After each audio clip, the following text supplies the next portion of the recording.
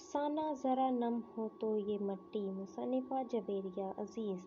Doctor حسنات، رات والے مریضہ کو ہوش آ گیا ہے، آپ انہیں دیکھ لیں۔ نرس کی اطلاع دینے پر وہ اسے دیکھنے آئی تھیں۔ بیٹا کیسی طبیعت ہے اب آپ کی؟ کیسا محسوس کر رہے ہو آپ؟ دوبارہ پوچھا تھا، مگر جواب میں سوائے خاموشی کے کچھ نہیں ملا۔ انہوں نے افسوس سے سامنے ہسپتال کے بیڈ پر پڑی 16-17 سالہ بچی کو دیکھا، جو رات کو انتہائی حساس حالت میں لائی گئی تھی۔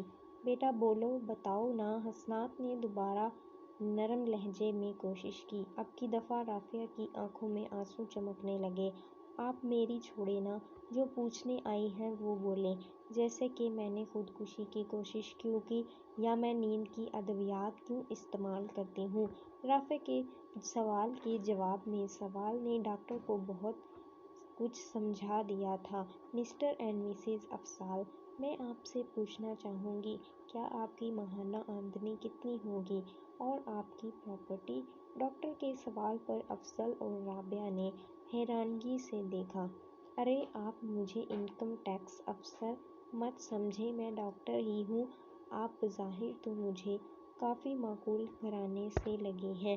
کیا بات ہے ڈاکٹر، آپ ایسی باتیں کیوں کر رہی ہیں؟ آپ نے ہماری بیٹی کے متعلق بات کرنے کے لیے بلایا تھا۔ یہ سب باتیں آپ کی بیٹی کے متعلق ہی ہیں۔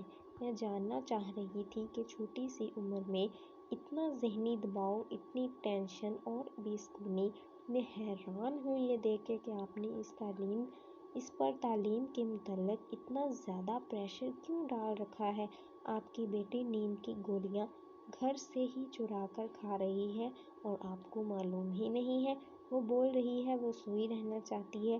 اس کا کہنا ہے کہ آپ اس کو اتنے اچھے نمبر لینے پر بھی شاباش نہیں دیتی۔ آپ صرف رشتہ داروں سے واہ واہ چاہتی ہیں۔ آخر کیوں اس کے کیریئر کی فکر ہے، مگر سب کے چکر میں آپ کی بیٹی کی شخصیت جو ٹوٹ پھوٹ کا شکار ہو گئی، اسے اپنی مرضی کی تعلیم حاصل نہیں کرنے دے رہے۔ ڈاکٹر، وہ جو کرنا چاہ رہی ہیں وہ آج کل کے دور میں کون کر رہا ہے؟ دیکھیں، آپ کی بیٹی اگر کچھ نیا کرنا چاہتی ہے تو اسے کرنے دیں، یہ نہ تو آپ اس عصری تعلیم کے پیچھے لگ کر آپ اپنی بیٹی کو کھو دیں گے۔ انسان کی شخصیت کا ذمہ دار صرف اسکول یا استاد نہیں، بلکہ گھر اور گھر کے اطراف کا ماحول، ان میں رہنے والے لوگ انسانی شخصیت کے ذمہ دار ہیں۔ ماں کی گود ہی اولاد کا پہلا مدرسہ ہے۔ انسان وہیں سے سیکھنا شروع کرتا ہے، اور تعلیم کا یہ پہلا سلسلہ مرتے دم تک انسان کے ساتھ ہوتا ہے۔ اچھی تعلیم، چاہے وہ کسی بھی ذریعے سے حاصل کی گئی ہو، انسان کی عمدہ اور بہترین شخصیت کی ضامن ہے۔ مجھے امید ہے آپ میری باتوں کو ضرور سوچیں گی۔ ڈاکٹر حسنات نے پرامید نظروں سے مسٹر افضل اور رابعہ بیگم کو دیکھا تھا۔ آج کل بچوں میں خودکشی کی سب سے بڑی وجہ تعلیم بن رہی ہے۔ ارے رافعہ گڑیا کو کسی سائیکیٹرسٹ کو دکھایا آپ نے؟ یہ ان کے آنے کے 2 دن بعد کا ہے۔ مسز مہتاب نے کباب توڑ کر نزاکت سے منہ میں رکھتے ہوئے رابعہ کو مشورہ دیا۔ کیوں، کس لیے؟ رابعہ نے مہتاب کے طنزیہ انداز پر اسے غصے سے دیکھا تھا۔ آپ کی بیٹی نے خودکشی کی کوشش کی تھی، پورے فرینڈ سرکل میں بات ہو رہی ہے کہ آپ کی اکلوتی بیٹی ہے۔ خیال کریں، میری بیٹی کو دیکھ لیں، لم سے انگلش لٹریچر میں ماسٹر کر رہی ہے، اور اس کی فیشن سینس کا تو کمال ہی نہیں ہے۔ مہتاب نے جاہل عورتوں کی طرح بات کی تھی۔ ان کے بات کرنے سے انداز کہیں سے بھی یہ نہیں لگ رہا تھا کہ وہ تعلیم یافتہ ہیں، یا انہوں نے صرف تعلیم حاصل کی ہے، ورنہ وہ کچھ بولنے سے پہلے ضرور سوچتی کہ وہ دوست کی بیٹی کی تیمارداری کرنے آئی تھیں، ان کو حوصلہ دینے، نہ کہ نمک پاشی کرنے۔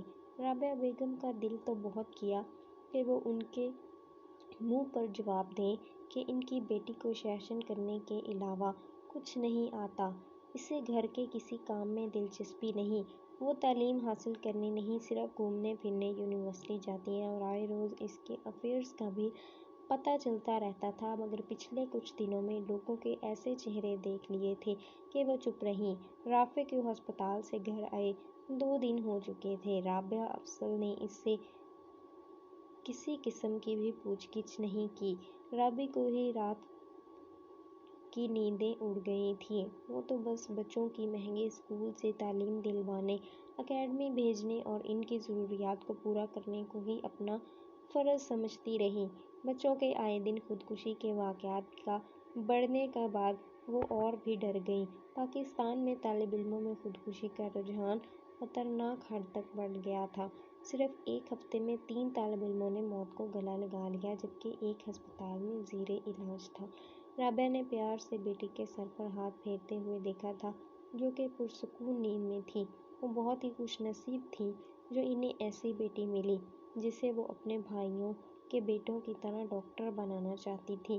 مگر اب غور کرنے پر دیکھا کہ وہ تعلیم کے ساتھ تربیت کو تو آج کل کی تقریباً تمام والدین ماؤں کی طرح بالکل ہی بھول گئی تھیں۔ ان کے بچوں کو صرف کیریئر ہی نہیں بنانا، بلکہ ایک بہترین شہری بن کے ملک و قوم کا نام روشن کرنا۔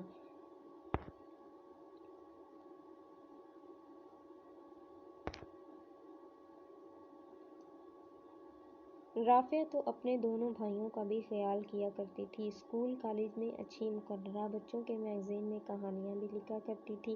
مگر پچھلے 2 سالوں سے جب سے انہوں نے صرف نمبرز پر زور دینا شروع کیا تھا، وہ تمام ایکٹیویٹیز کو چھوڑ گئی تھی۔ وہ کالج کے ماحول سے اکتا جاتی تھی، جہاں ساتھی لڑکیاں زیادہ تر تعلیم کے علاوہ فلموں، ڈراموں لکھنے، فیشن، ٹک ٹاک کے ویڈیو ایکٹرز کے افیئر، فلاں کی شادی، وہ موٹا وہ پتلا کے بارے میں زیادہ باتیں کیا کرتی تھی۔ رابعہ نے سوچ لیا تھا وہ اپنی تنظیم کے ساتھ مل کر بچوں، خاص طور پر لڑکیوں کی تعلیم کے ساتھ ساتھ تربیت پر زور دینے پر آواز بلند کرائے گی۔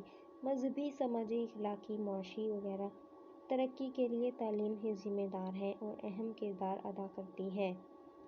وہ اس بچی کو 4 سال بعد دیکھ رہی تھی۔ ڈاکٹر حسنات نے خوشی سے سامنے اسٹیج پر رافعہ کو ینگ ٹیلنٹ ایوارڈ لیتے ہوئے دیکھا، جو کہ اسے اسلامی قانون اور ان کی زندگی میں عمل درآمد جیسی کارآمد کتاب لکھنے پر مل رہا تھا۔ کتاب میں ہمارے معاشرے میں اسلامی قانون کے فوائد کا بتایا گیا تھا۔ نہ صرف یہ بلکہ اس کی دوسری کتاب تعلیم کا انسان پر اثر بھی بہت جلد شائع ہونے والی تھی۔ رابعہ اور افضل کے لیے یہ بہت ہی فخر کا مقام تھا کہ ان کی بیٹی میں تعلیم حاصل کے میدان میں ایک نیا رخ متعارف کروایا تھا کہ تعلیم صرف پیسہ کمانے کا ہی نہیں، بلکہ شعور اور آگاہی کی وہ منزل ہے جس پر پہنچنے سے انسان دنیا اور آخرت دونوں میں کامیابی حاصل کر سکتا ہے۔